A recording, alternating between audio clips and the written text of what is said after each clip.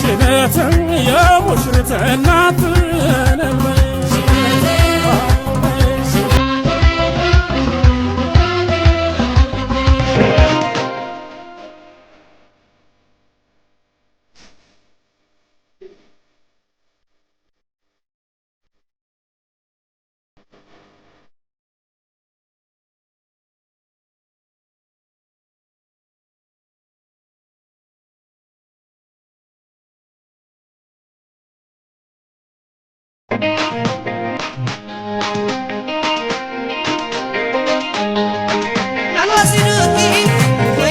ተወዳጁ አርቲስት ፍናን ሀድሩ ልታገባ እንደሆነ ታውቋል።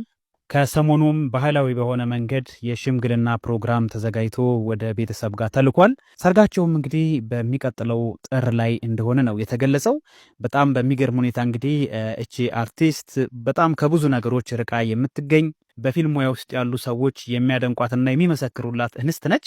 እንግዲህ ልክ እንደ ሙያዋ ወይንም ደግሞ እንደ ተውኔቱም በጋብቻዋም ላይ እንግዲህ ትልቅ የሆነ ክብርን እንደምትጎናጸፍ ወይንም ደግሞ ታማኝ የሆነች ሴት መሆኗን ብዙዎች ይገልጻሉና በዛም ስኬታማ እንደምትሆን ነው እየተገለጸ የሚገኘው።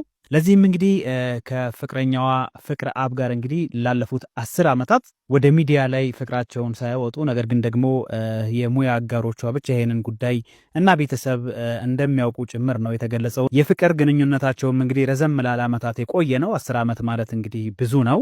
ስለዚህ ከፍቅረኛዋ ጋር ከፍቅረ አብ ጋር እንግዲህ ለረጅም ጊዜ ይተዋወቃሉ። ለረጅም ጊዜም እንግዲህ ተጠናንተዋል ማለት ነው።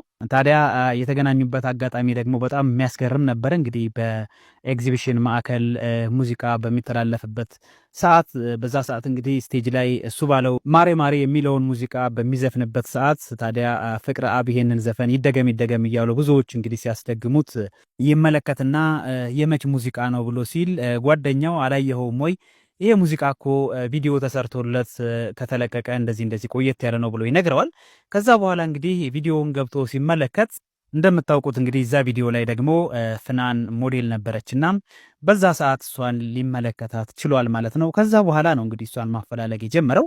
በዛም አጠገቡ በነበረው ጓደኛው አማካኝነት እንግዲህ ፍናን ልትገኝ ችላለች ማለት ነው። ከዛ በኋላ የፍቅር ህይወት ጀምረው ይሄው ዛሬ ለትልቅ ጋብቻ ለትልቅ ቀን ሊደርሱ ችለዋልና እንግዲህ አንዳንድ ጊዜ ሰው የሚገናኝበት አጋጣሚ አይታወቅም። የነሱ የፍቅር መነሻ ደግሞ በዚህ አይነት አጋጣሚ ነው ማለት ነው።